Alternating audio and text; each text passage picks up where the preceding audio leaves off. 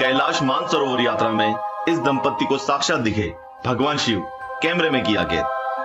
पंकज शिंगले और उनकी पत्नी गीता कुछ साल पहले कैलाश मानसरोवर की यात्रा पर गए थे।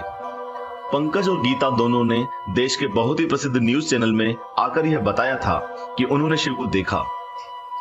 ना सिर्फ उन दोनों ने बल्कि उनके साथ जितने भी यात्री थे सभी ने भगवान शिव को देखा। और कैलाश पर्वत को देखने के लिए बहुत किलोमीटर पैदल चलना पड़ता है और वो भी बर्फ और कड़कड़ाती ठंड में। पंकज और गीता यह बताते हैं कि डेरा मुख पहुंचने के बाद उन्होंने कैलाश पर्वत की ओर चढ़ना चालू किया। 20 किलोमीटर चढ़ने के बाद शाम के समय वो कैलाश पर्वत तक पहुंच गए। उनके साथ यात्रियों का पूरा समूह था। उस शाम को कैलाश पर्वत से दूर से ही दर्शन कर वो दोनों और बाकी यात्री भाव विभोर हो गए और भोले बाबा के भजन गाते गाते सो गए। उस शाम उन लोगों ने कैलाश पर्वत की फोटो भी ले ली थी।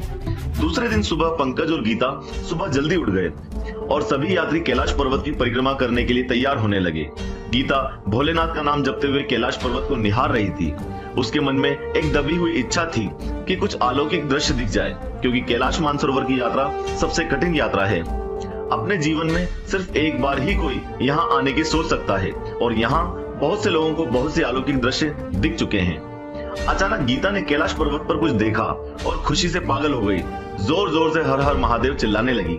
पहले तो लोगों ने सोचा कि गीता सामान्यतः जयकारा लगा रही है, लेकिन वो ऊपर निहारती हुई झूम झूम कर दोनों हाथों को उठाकर नाचने लगी। बाकी यात्रियों को कैलाश पर्वत पर इशारा करके कुछ दिखाया तो सभी झूम उठे और हर हर महादेव चिल्लाने लगे।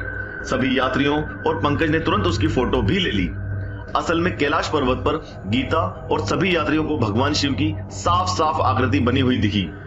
गीता को तो विश्वास था कि ये शिव ही हैं, और जब उसने बाकी यात्रियों से पूछा तो सबने कहा कि ये आकृति तो बिल्कुल शिव जैसी ही लग रही है। इस अलौकिक अनुभव को गीता और पंकज ने सभी के साथ शेयर किया। आप भी करिएगा। उन दोनों ने बहुत से टीवी चैनल्स को इंटरव्यूज दिए और कैलाश पर्वत पर बनी उस आकृति की फोटो भी दिखाई।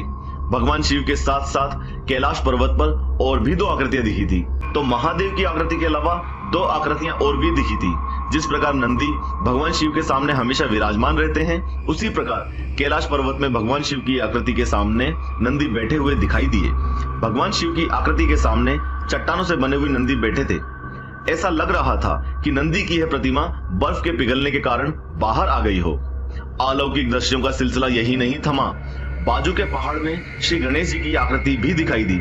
पहाड़ की बनावट ऐसी थी मानो श्री गणेश जी की सूंड लटक रही हो।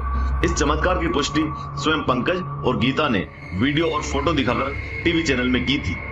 दोस्तों, इस अलौकिक घटना को अपने सभी व्हाट्सएप ग्रुप्स में भेजें।